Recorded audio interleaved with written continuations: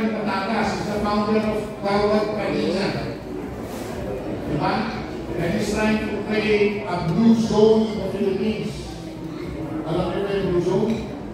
Yung blue zone, pagka 60 years old ka na hanggang 90, para mahaba ang buhay mo, dapat meron ka sa blue zone. Wala masyadong stress, wala masyadong intriga. Happy-happy kayo ng building, pagkati-party lang, macho, dito. So, kami ni Tony, in fact, we're now discussing how to bring seniors, international seniors expo here in November. Kasi nung magdadawin sa event sa PSU, pinanaos na, nag-uusap ako ng mag-usap. Delikado yun, wala mo ang klaseng suko gagawin sa kaya gusto nang usap siya kung ano. We need a seniors expo here about 3 years ago, I think. Diba? So, ang gusto niya gawin sa puso, ang gusto ko naman is to try to make the art scene in Batangas more lively. Diba? So, some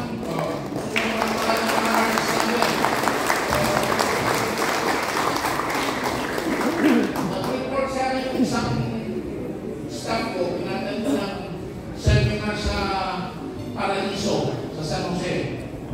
Ang tinatawag ko nito, it was called ignition for startups o mga negosyo. Sinasabi ko sa speaker, there are several types of capital. There is capital, self-capital. Wala ng artist dito, may self-capital. Diba? Naniniwala ba kayo na lahat ng artist dito, milyonaryo? Ayun ang problema. Ngayon ba, kulang ng abundance mentality. Lahat ng support na ito, milyonaryo. Nakuha ko na kasi sa DPWH eh, so yes.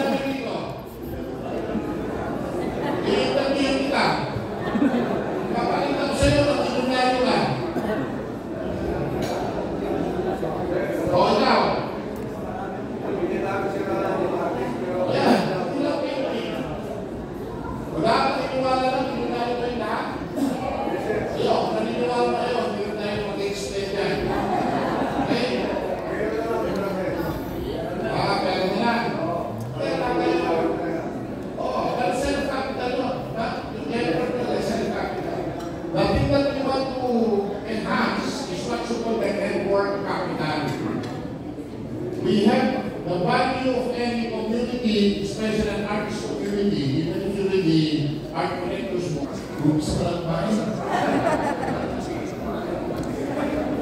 So we talk of network capital, we talk of self-capital, we're also talking of financial capital. So I think we have enough in terms of financial capital. Hindi naman tayo magpupunta sa Miyangko. So we can support that, the initiatives of Miyangko. What's important also what you call the social movement capital.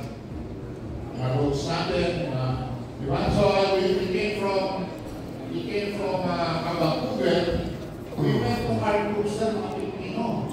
So maybe one project we can do, and the people from Pitigaw, our DOT director for the region is here. Mr. Des, that's the lot of cost.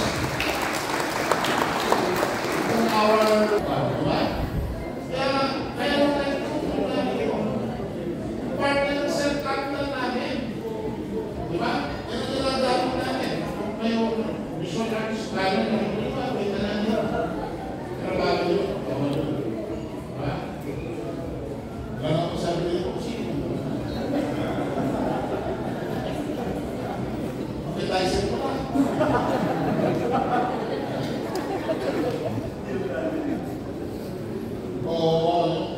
Alam mo, yung mga kinatutunan nila, kasi sa kaibigan ng tulad sa Lasarto, sabi ko matalagang mga magandang heart. Pagka ako nagpabiyahe sa Agod, yung aking arinan, bumibisa na ako ng mga museums. So, Louvre, Prado, Spain, Rembrandt, and Vermeer, museum in Amsterdam.